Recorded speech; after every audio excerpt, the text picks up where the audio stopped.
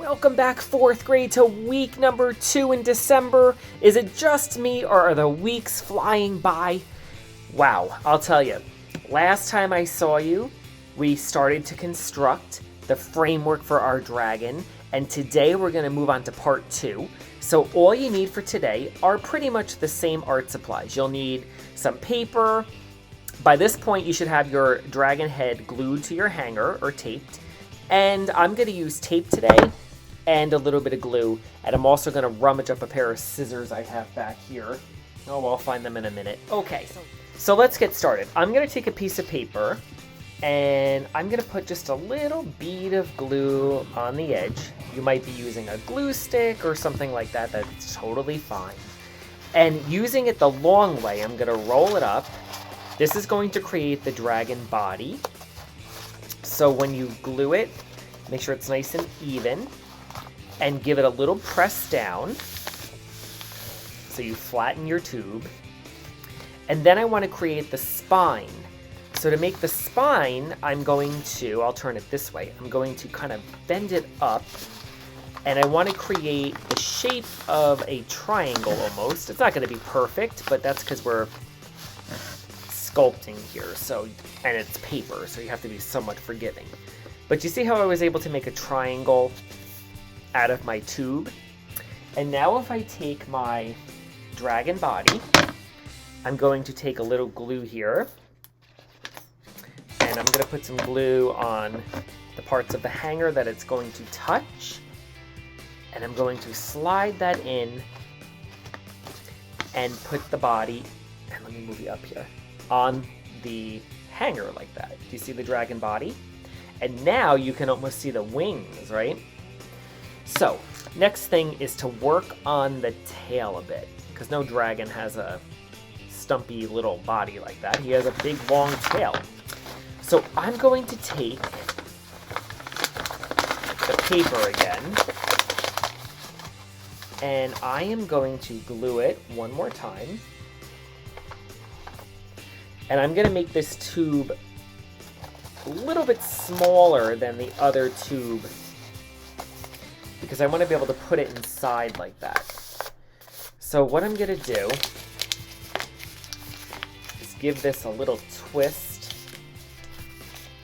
and a little turn. And you see what I did? I basically just wrinkled it, and I still left that side open. And I'm going to create that spine again on the top. And throw a little glue on. Put it inside. And give it a little squish. Don't worry if it's not perfect yet, because we're going to cover it with scales. Okay? But yeah, that's much better. See that tail? Okay. Now, what we're going to do is I have to let this dry. I might throw some tape in it just so that way you guys can see it, because if I don't move it around, you might not be able to see what's going on. So now to construct the wings, and by the way, I just taped it up on the bottom, but I would probably let that dry. Oh, he looks fantastic. I'm going to take 2 pieces of paper that I folded in half, just like that. And if you notice what this is going to do, this is going to slide right over the hanger, just like that, on both sides. And I'm going to throw a little bit of glue on the hanger like that. Oh, this is awfully messy, but that'll work. So I'm going to glue it like that. And then I'm going to throw some glue on this side of the hanger as well. Okay. Get this one on. All right, and then I'm going to turn him onto his belly here. Get that glue onto the back. And then what I'm going to do is take my glue and glue it where it overlaps on his body, and I'm going to just glue it onto that hanger on the front. Okay. I'm going to give that a good press. And you can see how I just kind of glued it on. Okay? So let me give that a few minutes to dry, and then I will show you the next step. Okay, so I gave that a few minutes to get sticky. And then what I did, I don't know if you can see it on camera, but I basically drew the shape of the wing on both sides of that paper. And what I'm gonna do is using my scissors, and believe it or not, guess what, guys? These are the only scissors I can find. These teeny tiny little guys right here. But I'm going for it, and I'm gonna use them. And I'm gonna very carefully, actually, these are great.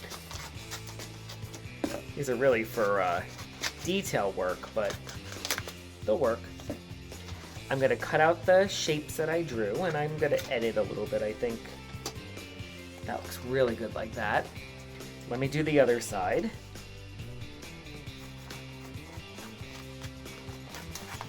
You might want more curvy wings or more bat-like wings, but I like kind of the traditional medieval dragon look. And when I'm done, oh boy,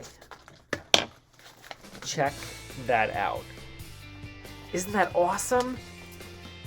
All right, so for today, try to get this much done, and you can see how incredible that looks by learning how to make a cone and using a hanger. I mean, who would have thought? Now, I even love, look at that. I love how his body is bending and starting to take shape. He's becoming alive.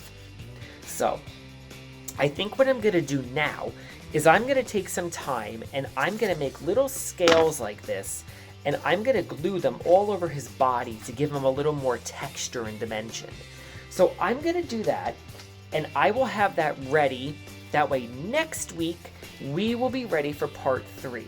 If you wanna go ahead and you wanna add maybe some teeth or some other details, by all means go ahead and be creative.